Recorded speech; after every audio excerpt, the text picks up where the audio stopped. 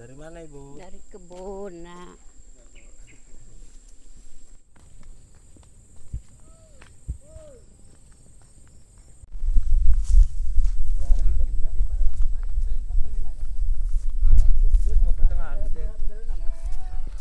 Jadi masuk hutan sebelum kita apa?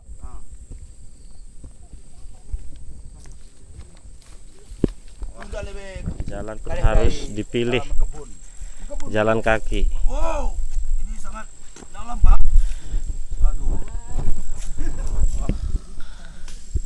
Aduh.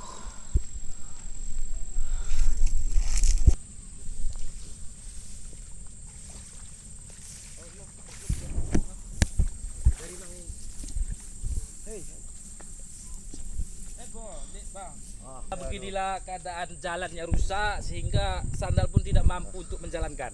Hancur kita ini masyarakat. Kilo main aku pana. Ya beginilah keadaan kedalaman jalannya. Mana Bang? Mana? Jalan yang sangat berlubang. Ini mencapai sekitar 50 cm kedalamannya. Selutut ya. Selutut. Lumpurnya. Sehingga kendaraan tidak mampu untuk melaluinya.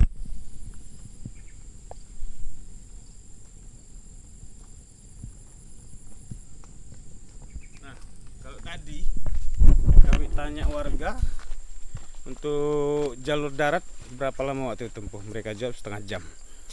Nah mungkin karena sudah terbiasa merekanya.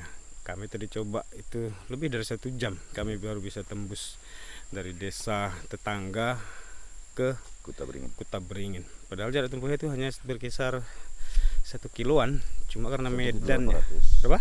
1 kilo 800. 1 kilo 800-an gitu. Cuma karena medan tempuhnya yang luar biasa, ada banyak kubangan, kemudian ada banyak jebakan-jebakan semacam lumpur yang bisa membuat kita terpeleset Dari kubangan kerbau. di belakang saya ini. Maka kami yang belum terbiasa terpaksa memang harus ekstra hati-hati memilih jalan. Jadi begitulah kondisinya.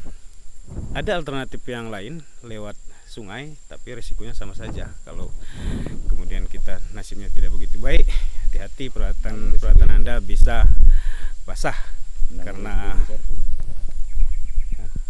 apa dia boleh ya bisa basah gitu kan. Jadi sorry ada noise.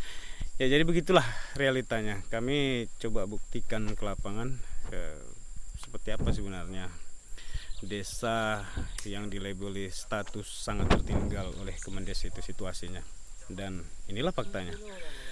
Bukan hanya persoalan akses, tapi ada banyak hal-hal yang lain imbas dari akses jalan ini yang kemudian harus menjadi pertimbangan kita bersama, pihak-pihak terkait.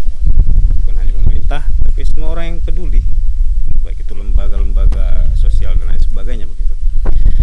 Untuk ke sekolah saja, gurunya itu tempuh waktu sekitar setengah jam untuk bisa mengajar anak-anak calon pemimpin bangsa yang berada di sana gitu.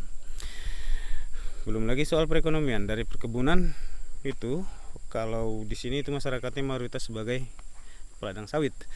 Tapi kemudian toke-toke, mereka menyebutnya toke sawit itu nggak mau memasukkan mobilnya ke sini karena mobil mereka rentan rusak akibat kondisi jalan yang kacau seperti ini.